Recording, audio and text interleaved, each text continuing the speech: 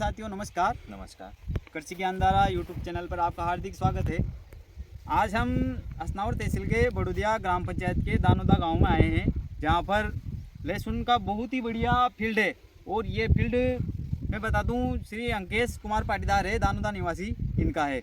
और आज हम इसी पर चर्चा करेंगे कि इन्होंने अपनी जो लहसुन की इतनी बढ़िया फसल कर रखी है, इसमें क्या खाद डाला है, क्या दवा स्प्रे किया है और इसमें और क्या क्या प्रक्रियाएं करी हैं। लेकिन उससे पहले मैं इनका परिचय पूछना चाहूँगा कि इन्होंने अपनी पढ़ाई कहाँ से शुरू करी है और पढ़ाई छोड़ करके खेती की तरफ इन्होंने क्यों रुख किया है, तो आप जानकारी दीजिए किसान भाई को। मैंने पॉलिटेक्निक तक पढ़ाई की है, जिसके बाद मैंने 2 साल कंपनी में जॉब की है, सिग्मा इलेक्ट्रिक जयपुर। जिसके बाद पारिवारिक समस्या होने के कारण मैं घर पे आ गया और खेती संभाली।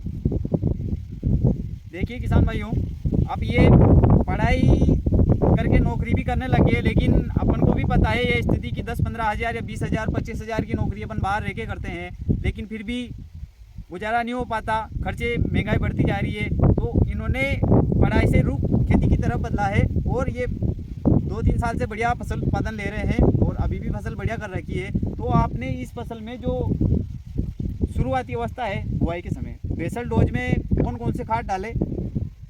बेसल डोज में अपन ने 1 ट्रॉली गोबर, सड़ी गोबर के साथ 1 किलो ट्राइकोडर्मा, और जिसके बाद अपन ने बेसल डोज में डाला है इसमें 1 कट्टा एसएसपी और 15 किलो नाइट्रोजन और 15 किलो पोटास प्रति बीघा के हिसाब से। और जो बेसल डोज के बाद की बात करते हैं, तो आपने जो इसमें सिंचाई करी है, तो लगभग ये अभी कितने दिन की फसल होगी? ये 90 दिन की फसल हो चुकी है। तो कितनी सिंचाई हो चुकी है अभी तक इसमें? इसमें 5 सिंचाई होगी। तो लगभग ये फसल जो आपकी है इसमें 90 दिन की अवस्था में जो इसमें फफूंदनाशी दवाई है या थ्रिप्स की बहुत समस्याएं देखने को मिलती है बहुत सी जगह। आपके फील्ड पर तो फिर भी समस्या नहीं दिखाई दे रही हमको थ्रिप्स की, तो इसके नियंत्रण के लिए आपने फिर भी क्या क्या स्प्रे किया? इसमें अपन ने फर्स्ट स्प्रे दिया था नीम ऑयल के साथ कार्बन डाइजिम को।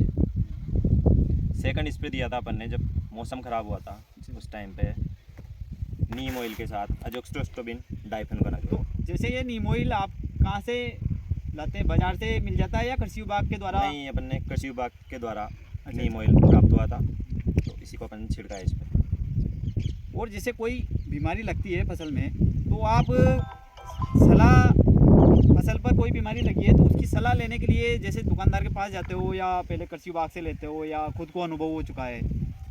खुद का अनुभव भी है और कृषि विभाग के पास भी जाते हैं। हमारे कृषि अधिकारी हैं, उनसे भी सलाह मशवरा करते हैं, वहाँ बैठते हैं, पूछते हैं ये समस्या आ रही है।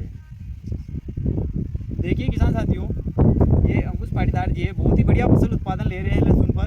और जैसे ही अब लगभग 45 दिन की और होगा लगभग इसकी फसल अवधि, 45 दिन में खुलने लग जाएगी ना? हाँ, 45 दिन में खुलने लग जाएगी, 45 से 50 दिन। हाँ, तो 50 दिन में फसल बढ़िया परिपक्व हो जाएगी। और जैसे ही इसको आप फसल कटाई के तुरंत बाद बेचते हो या फिर स्टोर करते हो या कौन सी मंडी ले जाते हो? किसान भाइयों को भी जानकारी दीजिए।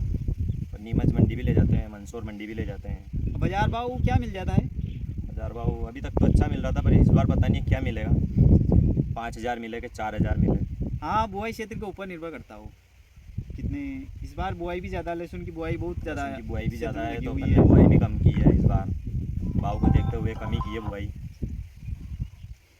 और इसको आप देख सकते हो फसल को कि किस कंडीशन पर भी खड़ी है, कोई थ्रिप्स की समस्या नहीं है।